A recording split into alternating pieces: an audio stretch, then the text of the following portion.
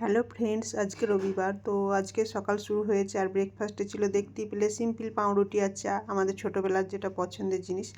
আর আজকে নিয়ে নিয়েছি চিংড়ি মাছ, কুচো চিংড়ি মাছগুলো, আর অনেক অনেক সবজি কিনেছি দেখতে পাচ্ছি। এগুলো সব গুছিয়ে ফ্রিজে রাখতে হবে।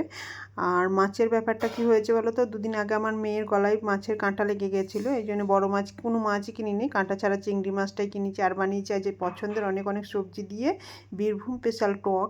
আর এই দেখো দুপুরে খাওয়া দাওয়া হয়ে গেছে। আমার মেয়ে এখন মিষ্টি দই খেতে ব্যস্ত, আমাকে দেবে না, লুকিয়ে লুকিয়ে দই খাচ্ছে।